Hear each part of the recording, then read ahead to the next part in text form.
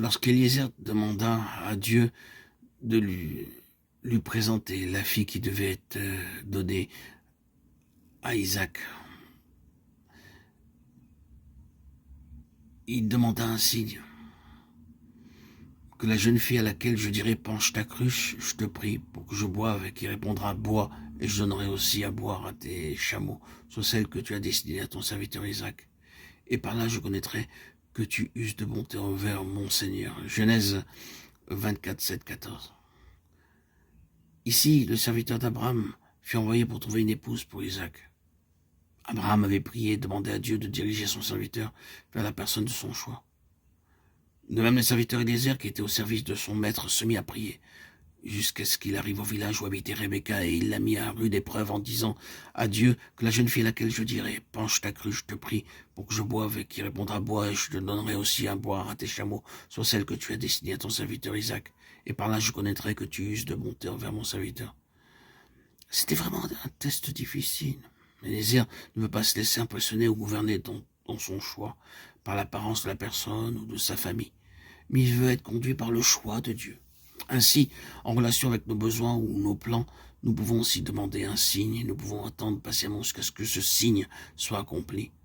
Nous pouvons être facilement trompés ou conduits par nos propres désirs qui peuvent être très forts, mais pour nous garder dans sa parfaite volonté, Dieu nous conduit dans les choses qu'il connaît d'avance.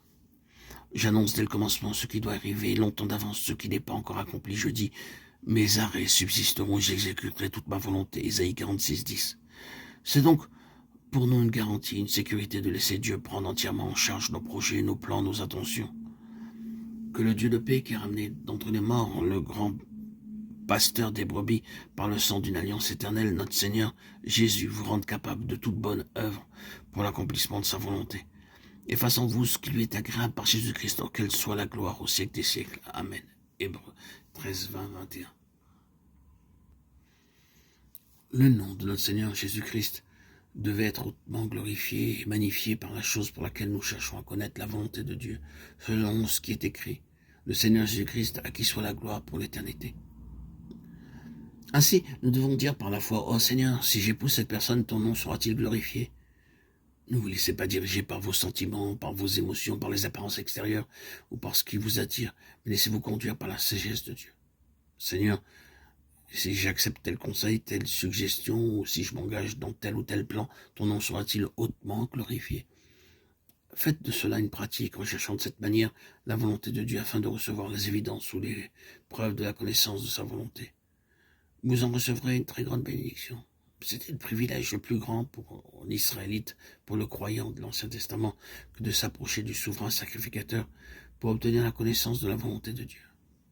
Maintenant, nous plaçons par la foi sous la seigneurie du chef suprême qui est notre Seigneur Jésus-Christ. D'abord, nous le recevons comme notre sauveur, puis après un temps, il devient notre Seigneur, notre souverain sacrificateur et notre roi qui reviendra. Quelquefois, toutes ces expériences sont vécues en peu de temps, mais dans beaucoup de cas, c'est après beaucoup d'épreuves et bien des souffrances que nous entrons dans ces réalités. Que le Seigneur nous aide à discerner et à connaître sa volonté en toutes choses. Amen. Alléluia.